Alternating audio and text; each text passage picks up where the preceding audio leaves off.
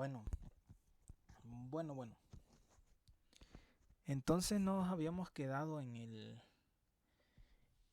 pues en esta explicación de la conversión, ¿no? Toda esta explicación de la conversión de analógico a digital, pues está detallada más adelante, ¿no? Entonces estábamos en esta lámina.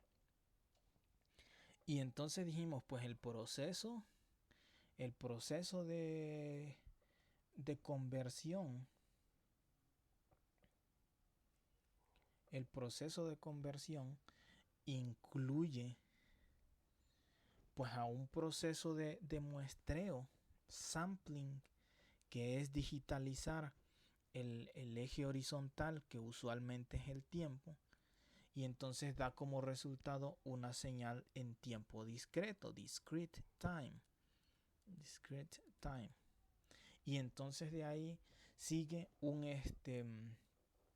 proceso de cuantización que ahora se trata de discretizar el eje vertical. Aquí, discretizar el eje vertical. Aquí. Y entonces ahora obtenemos una señal que se llama señal digital. Digital signal. Ok. Entonces, una señal digital es aquella que fue primero muestreada y esto ocurre con un dispositivo de tracking and holding o sampling and holding, ¿de acuerdo? Y entonces se toman esas muestras con capacitores, se sostienen las muestras de la señal de entrada y después se hace una cuantificación y si se necesita una codificación en binario o en complemento a dos, etcétera. Entonces, ¿cómo se llama?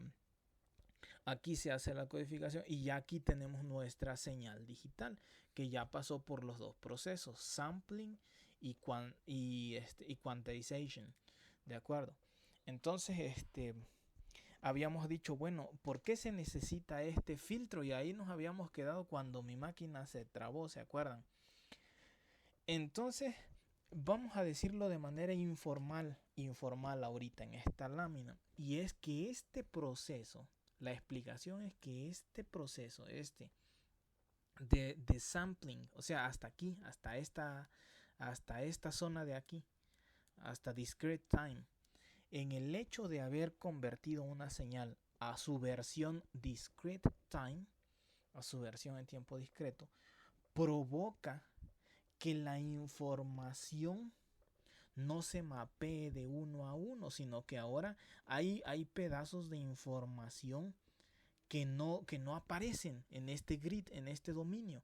Si se fijan ahora nuestro dominio, el eje X, el eje horizontal, nuestro dominio ahora es una serie de índices, habíamos dicho, ¿no? Los índices n pueden venir desde menos infinito, ¿no? Menos 2, menos 1, 0, 1, 2, 3, los índices, asumiendo pues una señal no causal.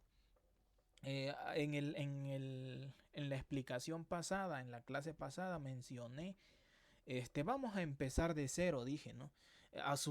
Implícitamente asumiendo una señal causal, pero bueno, ahorita rectifico y el eje horizontal pues puede abarcar desde menos infinito a infinito, pero solamente contando los instantes de muestreo, contando los instantes.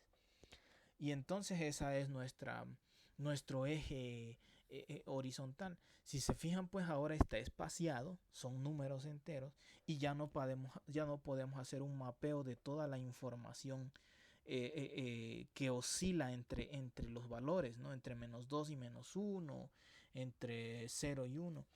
Toda esa cantidad de esos valores que fluyen desde aquí hasta aquí, estos valorcitos no los podemos contar.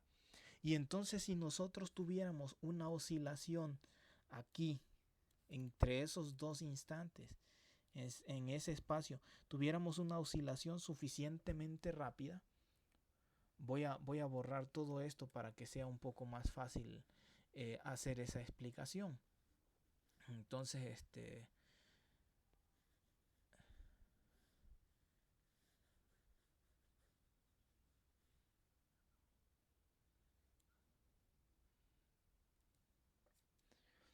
vamos a dibujar estos instantes aquí. Estos dos instantes les voy a hacer zoom.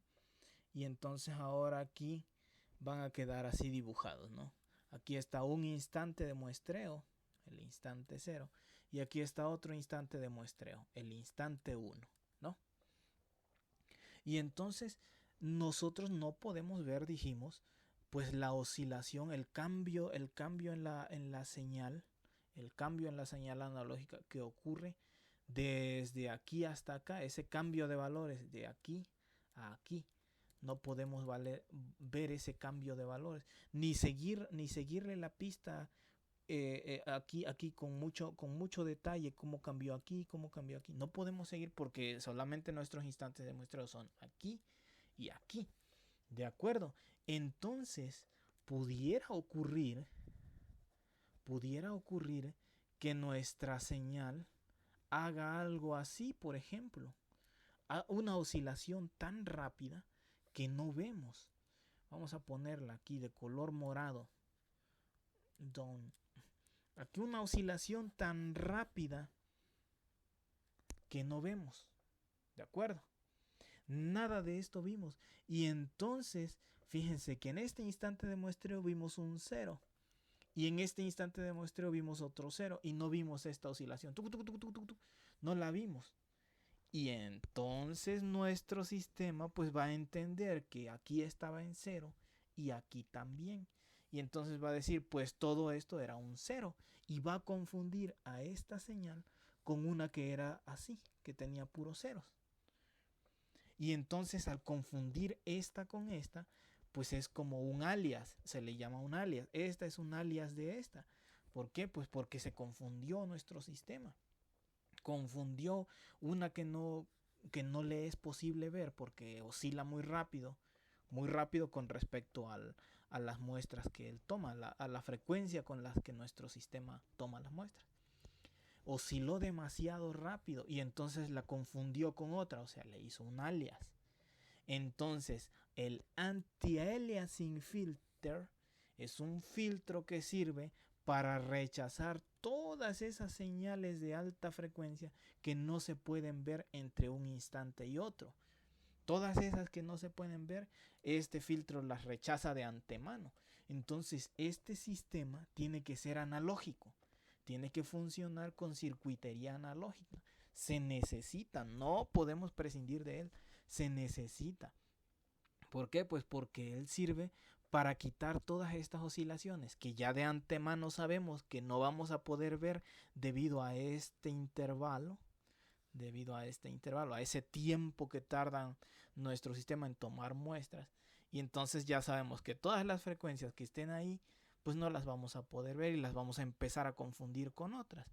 Y entonces para eso sirve para cancelarlas de antemano y pues que no nos causen problemas. Entonces el efecto de confundir se llama aliasing. Aliasing se le dice a veces. Aliasing. Y el filtro, el sistema digital, el sistema analógico que quita estas frecuencias para que no nos causen aliasing se llama anti-aliasing filter. Anti-aliasing filter. Así. Bueno, pues entonces ya les expliqué. Faltaba poquito para la explicación, pero bueno, se trabó la máquina. Entonces, pues esa es la característica de estos sistemas. Ya con más formalidad, un poquito mejor vamos a ver esta característica más adelante en estas láminas. Y ya la formalidad de esto la van a ver en el curso de comunicaciones. ¿Cómo se ve esto? Matemáticamente es una cosa muy, muy, muy interesante, muy bonita.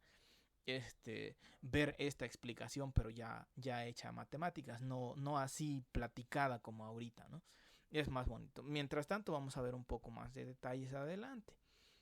Entonces, pues ese es DSP, Digital Signal Processing, en la ruta de los datos. ¿En dónde lo vemos? Después del ADC. ¿En qué consiste el ADC? En sampling y quantization. Cuantización y muestreo, o bueno, más bien muestreo y cuantización. ¿Qué cosa es ADC? Analog to Digital Conversion. Ok, entonces después de esto ya tenemos nuestro análisis. Ahora, siendo estrictos, el análisis que nosotros vamos a hacer abarca desde aquí,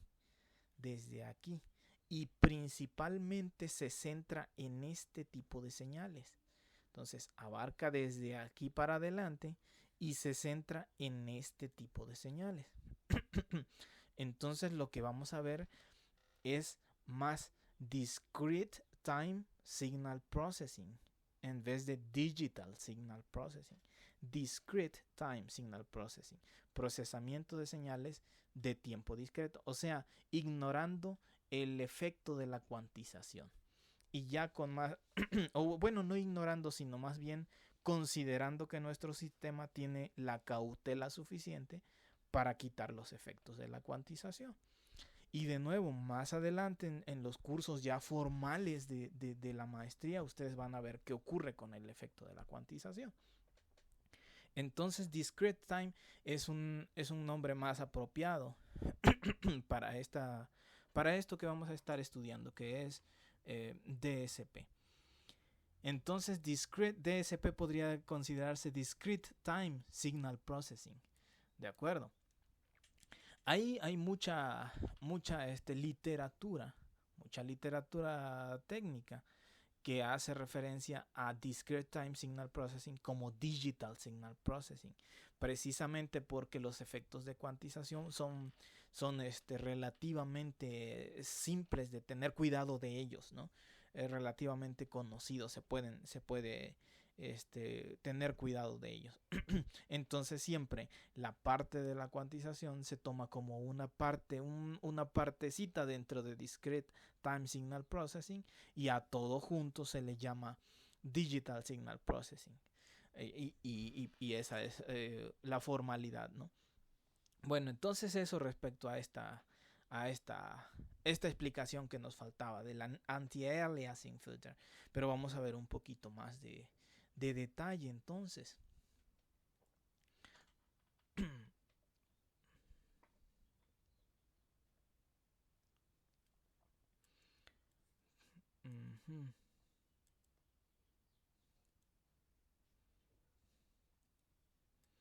Bueno, seguimos.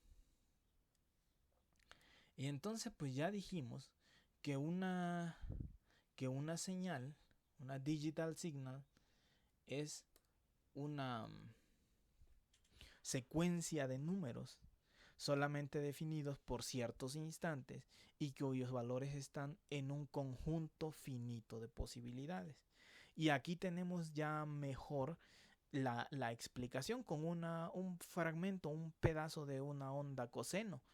Vemos la onda coseno en gris. Aquí vemos la onda coseno en gris. Y vemos nuestro grid, nuestra malla, nuestro grid. A ver, vamos a poner aquí. Nuestra malla de muestreo y cuantización. Muestreo son los instantes de muestreo aquí sobre el eje horizontal. Aquí está nuestro índice de muestras, nuestro eje n. La muestra 0, la muestra 1, la muestra 2, la muestra 3, etcétera, etcétera. Tomamos 20 muestras. ¿De acuerdo? Y aquí sobre el eje vertical vemos nuestra cuantización. Nada más se nos permite usar 9 valores. 9, ¿no? 1, 2, 3, 4, 5, 6, 7, 8 y el 0, 9. Entonces nada más se nos permite usar esos valores. 1.75, 0.5, 0.25 o 0. Y para abajo lo mismo. Esos son los valores permitidos. Entonces nuestra onda muestreada, la azul, es una aproximación realmente a nuestra onda gris. Está muestreada en estos instantes.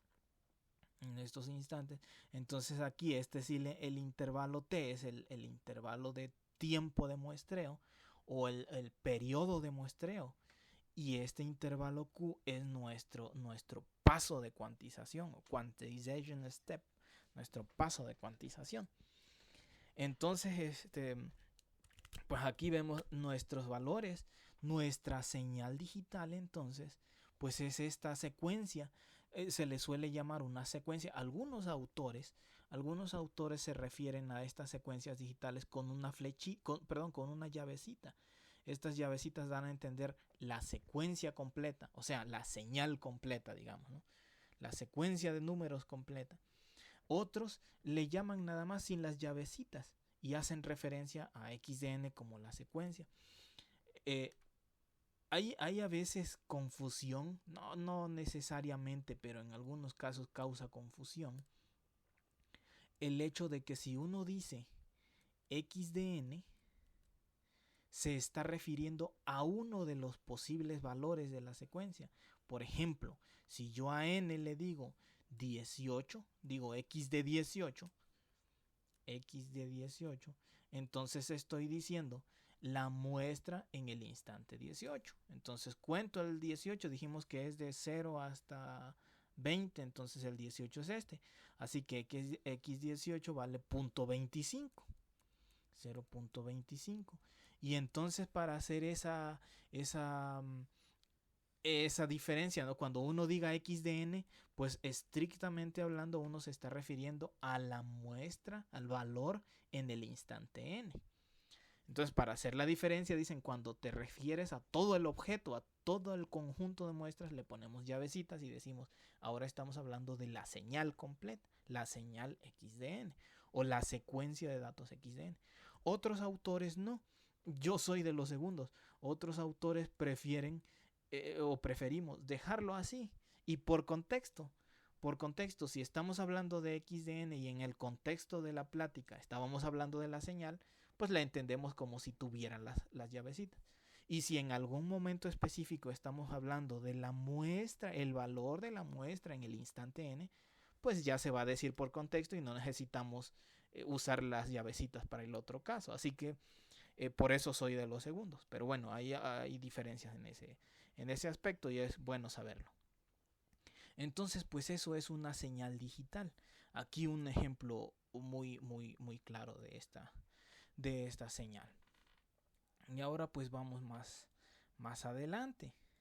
Entonces ya veamos un poco más formalmente sampling. Sampling entonces hace referencia y dijimos que vamos a estar tomando en cuenta a tiempo discreto, así que no vamos a hacer mucho análisis sobre quantization, pero sí sobre sampling. Entonces sampling hace referencia pues a tomar una señal analógica. Para hacer la diferencia le pusimos una sub A, aquí un X sub A. Entonces eso hace referencia a que es una señal analógica. Y entonces adquirimos un valor X de n precisamente en el instante n. ¿De acuerdo? Pero habíamos dicho que en la señal analógica,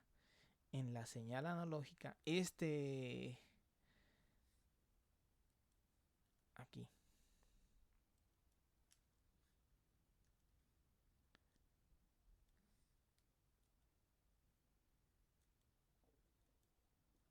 Ahí. Habíamos dicho que este argumento en la señal analógica, esto, es un tiempo continuo. Es un tiempo. Entonces, al fragmentarlo en n multiplicado por t, estamos diciendo solo los instantes que son múltiplos de esta t mayúscula. 0, 1, 2, n es un número entero.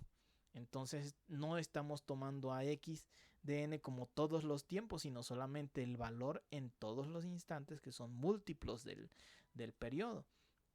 Y cada uno adquiere su valor en esta secuencia de datos y por eso la secuencia ya ignora al periodo de muestreo y solamente se queda con el índice en el primer instante, en el segundo instante, en el tercer instante, irrelevante del tiempo t.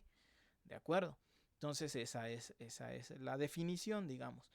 Entonces t es el periodo de muestreo. Ya formalmente decimos n es un entero que va desde menos infinito hasta infinito. O sea, es un entero que puede recorrer el eje de enteros. XA es la señal de tiempo continuo y x de n es la señal de tiempo discreto, o sea, la secuencia de números, un stream de datos, una cadena de datos. ¿De acuerdo? Y ya no estamos restringiendo a que esto tiene que estar en ciertos valores. No. Mientras tanto lo estamos considerando como tiempo discreto. ¿De acuerdo? Y entonces es importante considerar a FS. la tasa o la frecuencia de muestreo. 1 sobre T, 1 sobre el periodo de muestreo, es la tasa de muestreo, sampling rate. Y esta cantidad es bastante importante. Esta Fs es la frecuencia con la que se toman las muestras. ¿De acuerdo? Entonces, el sistema digital está sujeto a esta frecuencia de muestreo. O sea, las muestras que se generan, esta cadena de valores que se generó por muestrear, pues está en dependencia de qué tan rápido se tomaron las muestras. ¿De acuerdo? Estamos ignorando este eje, esta cuantización. Entonces estamos hablando del muestreo. Depende de qué tan rápido se tomaron estas muestras. Es pues la resolución que se obtiene aquí. Si se toman muy rápido, pues tenemos una mejor aproximación a esta onda coseno. Si se toman muy lento, pues podemos incluso hasta perder la información. Y entonces, pues eso es físico, ese es un problema que ocurre aquí en este proceso y no podemos prescindir de este proceso. Entonces, este proceso es crucial para poder mapear la información lo mejor posible al DSP System para que el DSP System no tenga que sufrir demasiado esas pérdidas. Entonces, hay una gran cantidad de investigación en esta área, en el diseño de estos convertidores. Y hay una gran cantidad sobre distintas líneas a nivel de circuito. ¿Cómo le haces para conseguir que este circuito tome la mejor, las muestras de la manera más rápida y de la manera más fiel posible? A nivel de algoritmo, ¿cómo le hacemos para construir nuevos algoritmos? Particularmente, pues mi línea de investigación aquí en que fui comisionado aquí en ESCOM es pues para estos procesos de conversión utilizando una técnica que más adelantito voy a mencionar. Entonces, bueno, pues esa es la característica de estos sistemas, ¿no? De tiempo discreto.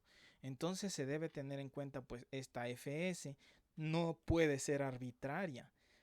No podemos arbitrariamente reducir este tiempo o bien aumentar la Fs. Recordemos que Fs es el inverso de este tiempo. No podemos arbitrariamente hacer pequeñito este tiempo porque depende de las limitaciones físicas de este proceso y de este proceso. Entonces, pues hay hasta cierta cantidad. Precisamente el hecho de que al inicio de las diapositivas les mencioné, nuestros procesadores actuales pueden hacer giga operaciones, incluso este número puede aumentar, giga operaciones por segundo. Si hay más núcleos corriendo en paralelo, podemos hacer muchas más operaciones por segundo. Es una cosa muy importante y más aún importante también porque conforme ha avanzado el tiempo, las nuevas investigaciones han permitido que las muestras también lleguen en unos cuantos gigahertz, un par, 2 gigahertz, 4 gigahertz de muestreo.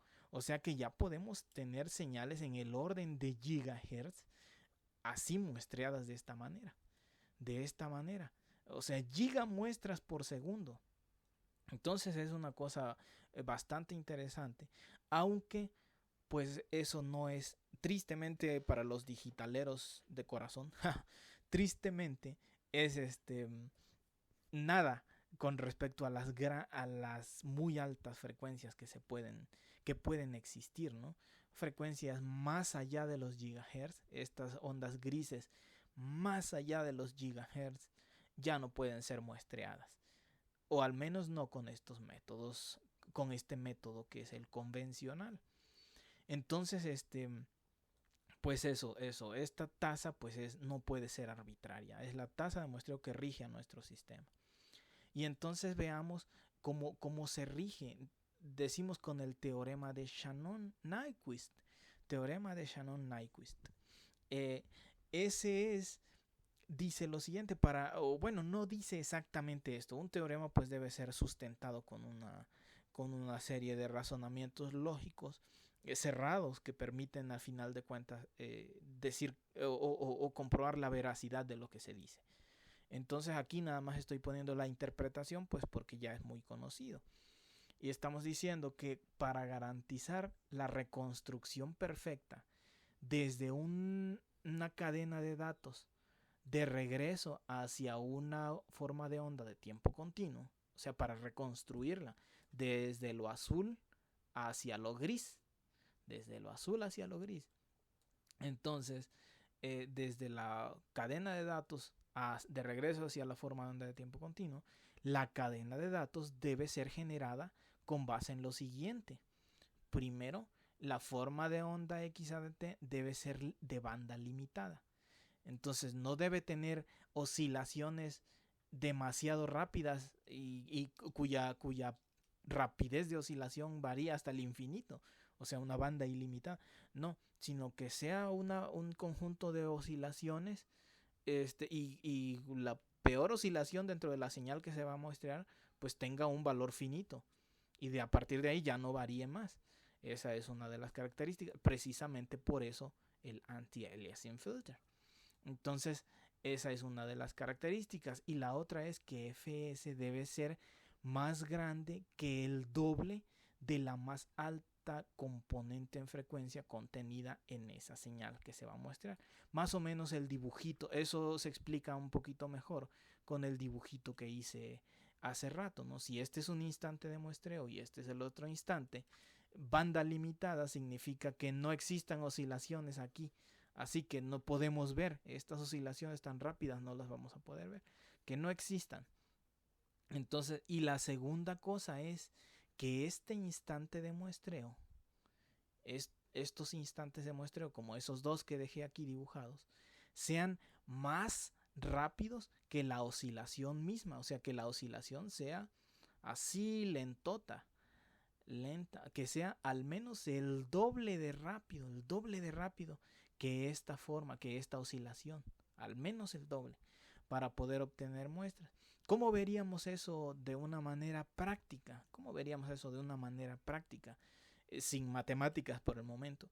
¿Cómo sería? Pues pensando en que aquí podríamos tomar una muestra y captar por lo menos este valor que nos hace referencia a este medio ciclo, y aquí podríamos tomar esta otra muestra que nos permite tomar este otro valor de este otro medio ciclo. Entonces ya con estas dos podemos más o menos aproximarnos a qué cosa era lo que estábamos considerando, lo que estábamos muestreando. ¿De acuerdo? Entonces este intervalo representaría nuestro t, esta t, y esta onda pues sería nuestra XA en tiempo continuo. Así. Y entonces pues esas son las dos características. Que no haya oscilaciones rapiditas y que la máxima, la más rápida oscilación sea más lenta, al menos la mitad de lenta que esta tasa de muestreo. Entonces esas son las características del muestreo y explicadas de manera resumida, ¿no? Bueno, borro esto.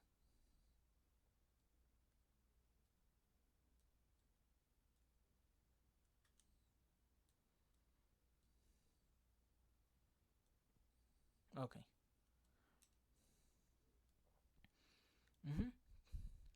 Y ahora bien, esta es una parte interesante. Consideremos esto que se llama sampling con X o compressive sampling, muestreo compresivo.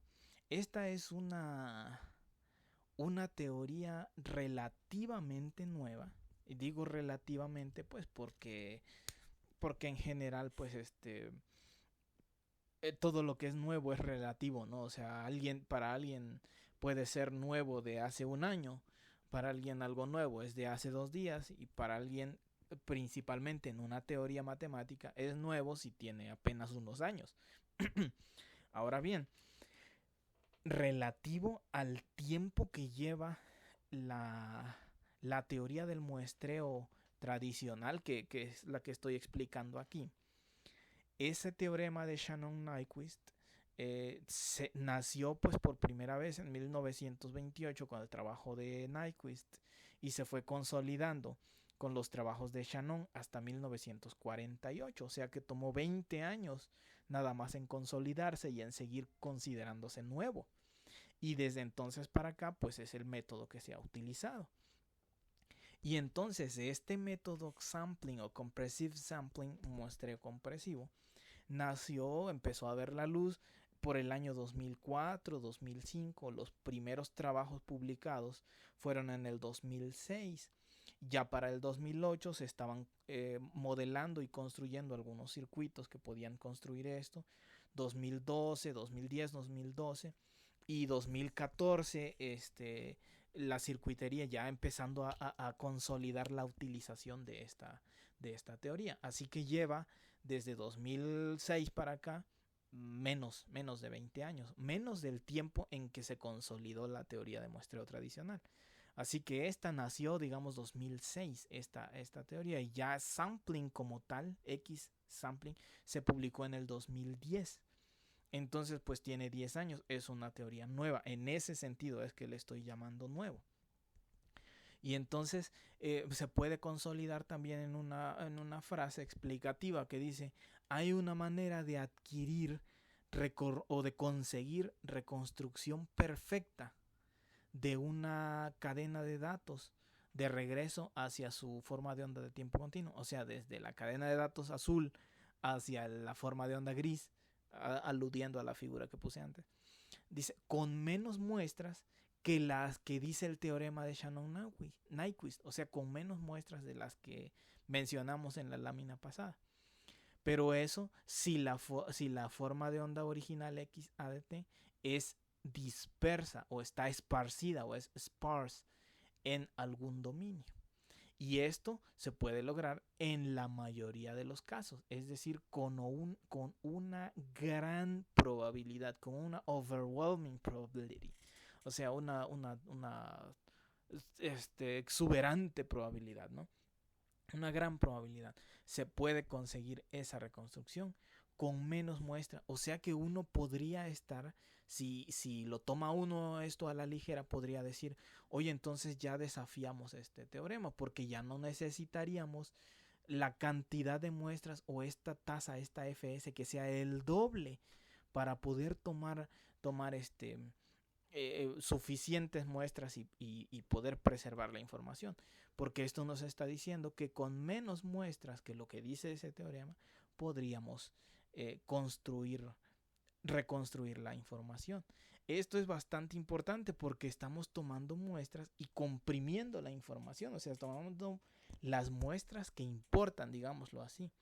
Y entonces, al inicio de estas clases mencioné pues que eso es muy importante en un sistema de comunicaciones, porque tenemos que hacer menos trabajo, tenemos que transmitir menos información. Entonces eso es bastante importante. Pero ¿realmente estamos desafiando al teorema de Nyquist? No. La clave está en esta partecita que dice, eso se puede hacer si la señal original, XA, está dispersa en algún dominio. ¿Qué significa? Que la señal XA contenga realmente poquita información importante. Pensemos, por ejemplo, en una onda coseno como esta que está aquí. Vamos hacia atrás, ¿no? Aquí. Como esta onda coseno. Pensemos en ella. Para poder representarla bien, o visiblemente bien, así como se suele decir de manera poco formal, a ojo de buen cubero, ¿no? Vamos a ver, así, a simple vista, pues esta cantidad de muestras está bien. Podemos ver la forma de onda azul y sabemos que es una onda coseno, tiene buena resolución, podemos verla bien. Y estamos considerando cuántas muestras. 1, 2, 3, 4, 5, 6, 7, 8, 9, 10 muestras. En cada ciclo de la onda coseno son 10 muestras. Ya no conté esta porque aquí ya empieza otro ciclo de la onda. Y entonces son otras 10 muestras. Y aquí empieza otro ciclo de la onda, entonces son otras 10. Entonces, 10 muestras. Con 10 muestras estamos representando un ciclo. Pero si nosotros vemos esta onda coseno en el dominio de los cosenos, vamos a poner aquí un eje horizontal que diga aquí en este eje horizontal. Otra vez se trabó. A ver. Bueno, te cancelo esta diapositiva y sigo mi explicación en el siguiente video. Cerrar. Bueno, ya se trabó completamente.